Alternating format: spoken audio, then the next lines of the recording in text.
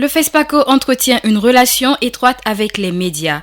Depuis l'annonce de l'événement à son lancement, les médias tant nationaux et internationaux couvrent et suivent le festival pour garantir une visibilité et un rayonnement international du FESPACO. Comment s'est fait le choix des médias? Quelle appréciation ont les organisateurs?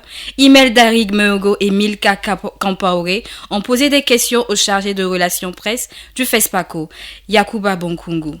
À chaque édition, le FESPACO ne cesse de faire rayonner le cinéma africain. Mais derrière cet éclat médiatique se cache un travail minutieux de relations presse. Pour mieux comprendre les mécanismes de cette stratégie, nous avons rencontré Yakuba Bonkungu, le chargé de relations presse du festival. La contribution de la presse à la réussite de l'événement est très importante. Nous avons sollicité la presse en termes d'accréditation et le processus qui a été mis en place pour nous permettre de travailler dans la sérénité et beaucoup plus efficacement, c'était de pouvoir s'inscrire en ligne avant le 31 décembre 2024 pour nous permettre d'avoir le nombre exact de journalistes et de procéder à la distribution sans pression. Accréditation, carte d'invitation, tout cela s'inscrit dans une stratégie de partenariat avec les médias. Il y a ceux qui, avec nous, ont des conventions et il y a ceux qui nous accompagnent sans pour autant qu'on ait une convention formelle. En tous les cas, l'idée c'est de permettre à la presse de jouer sa contribution à la réussite de l'événement.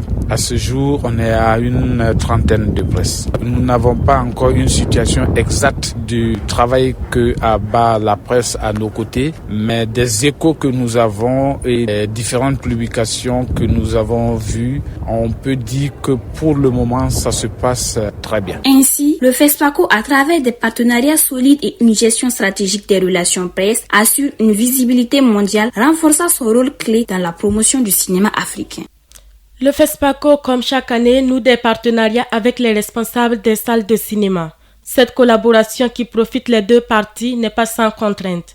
Pour comprendre les tenants et les aboutissants de cette collaboration, Olivia Nakoulma et Louise Zané sont allés à la rencontre de la commission des infrastructures du FESPACO et de quelques responsables des salles de ciné. Pour l'édition 2025 du FESPACO, 8 salles de ciné ont été homologuées pour la projection des films, dont 4 salles publiques et 4 salles privées. Aimé Bado, président du comité des infrastructures, nous parle des dispositions prises par le festival pour que les salles soient à la hauteur des projections. À l'approche du festival, on fait l'inventaire d'abord des salles, on les équipe, on forme d'abord les projectionnistes parce qu'il y a des projectionnistes qui font le e-cinéma, c'est-à-dire la vidéo et le cinéma numérique. Les projectionnistes, on met à niveau les salles pour remplir les conditions AFNOR. Côté image également, l'écran doit être par exemple de 10 mètres de base pour de 5 mètres de base et à 25 mètres de l'écran de projection. Rex Bassono, responsable de la salle Canal Olympia Ouaga 2000, parle des avantages qu'il tire de ce partenariat. Pour cette année, c'est 8 sites qui ont été retenus pour les projections officielles,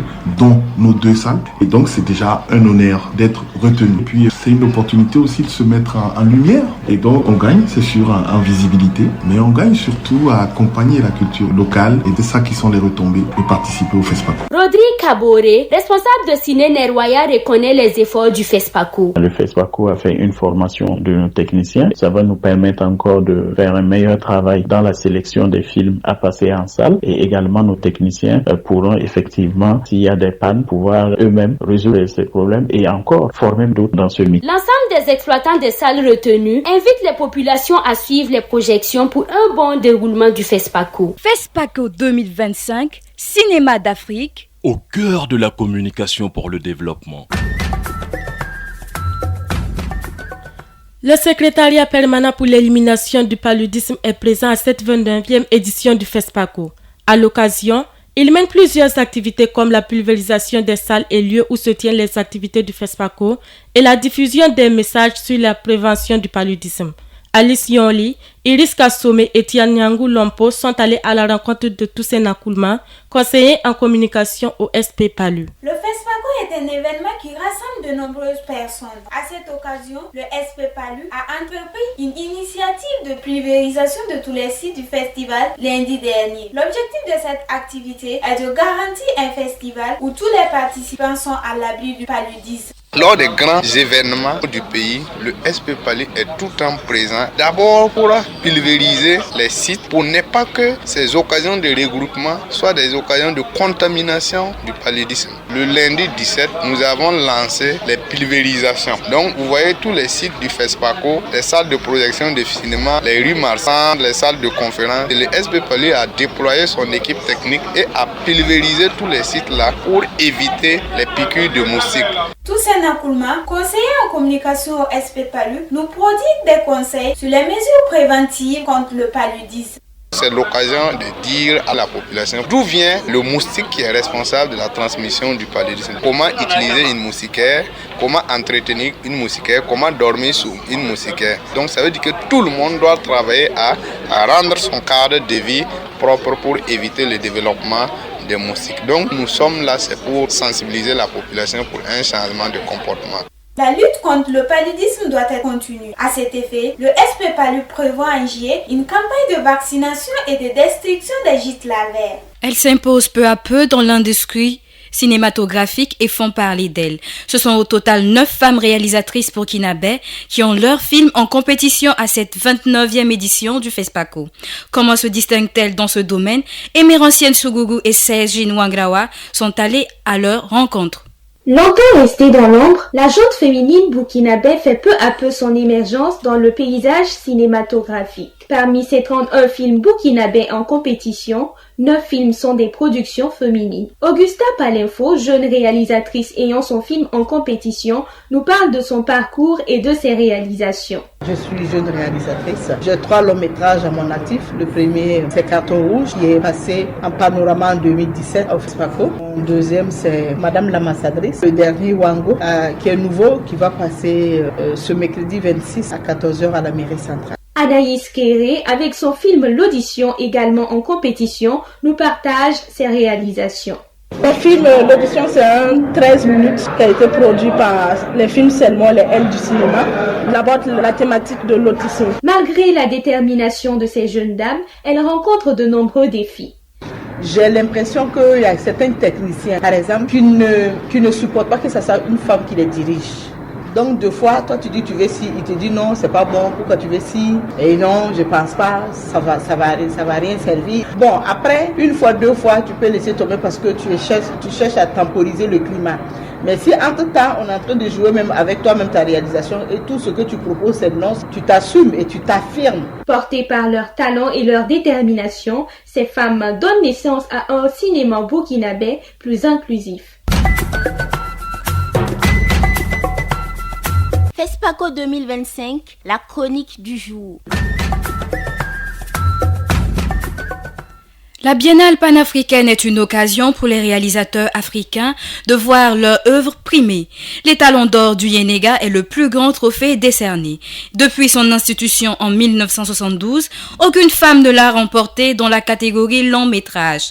Cynthia Gambo fait le lien entre les femmes cinéastes et les Talons d'or du Yenega dans sa chronique. Les Talons d'or de Yenega. Le prestigieux trophée tant convoité au FESPACO est inspiré de l'histoire de la légendaire princesse Yenega, mère du royaume aussi. Il prime la meilleure production en long métrage. Et depuis son institution en 1972, il a vu défiler plusieurs lauréats, mais aucune femme ne l'a soulevé jusque-là.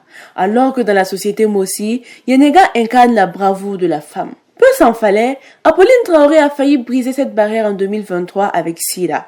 Les Burkinabés l'ont rêvé, l'ont désiré, mais elle peut attendre encore et attend toujours. Ce n'est pas le soutien du public qui a manqué, ni la volonté des réalisateurs burkinabés. Elle a frôlé de près le trophée en remportant les Talons d'argent, un exploit qui n'est pas passé inaperçu. Mais pour autant, l'espoir n'est pas perdu. Les réalisatrices burkinabées sont de retour cette année encore.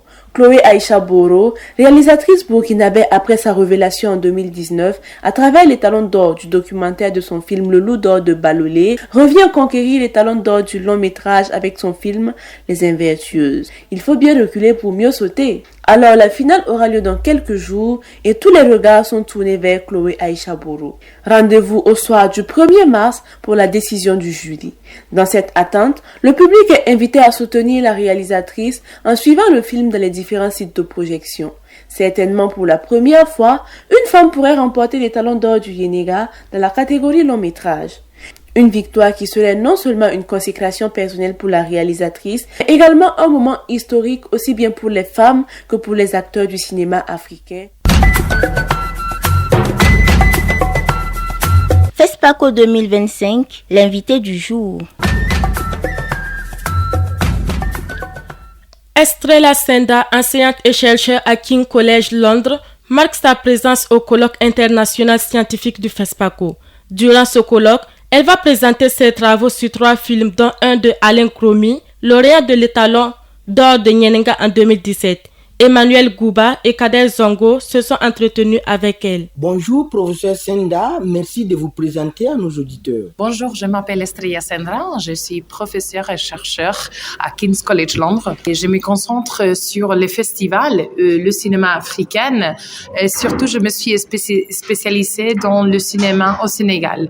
Qu'est-ce qui vous amène à cette 29e édition du FESPACO? Et je viens ici pour participer au colloque, pour présenter sur le travail d'Anicia Ozeiman. Je vais présenter sur le film Tay d'Alain Gomis qui a gagné les Talons d'Or ici au FESPACO. Et après le film qu'elle a fait avec Sol Williams, sur Sol Williams qui s'appelle Dream States. Et ensuite le 3e film qu'ils ont fait ensemble qui est Neptune Frost. Je présente sur ces 3 films en tant qu'une trilogie des rêves de liberté. Un rêve de liberté où il y a un monde qui résiste à ce monde où on est aujourd'hui, où l'Afrique est négligée, où il y a une présence qui est vraiment négligée ou ne pas dignifiée de la manière qu'elle mérite. Avez-vous des remarques sur cette édition du FESPACO? Je pense que dans le FESPACO, il y a beaucoup de choses qui se passent dernière minute, mais quand même, même si ça reste, je trouve déjà que c'est très bien organisé par rapport à la Quail. Les gens sont magnifiques. Professeur, un dernier mot? Aussi, longue vie au FESPACO, longue vie au cinéma africain. Merci pour toutes ces informations et bon festival à vous. Auditrices, auditeurs, nous sommes à la fin de cette édition du journal du FESPACO.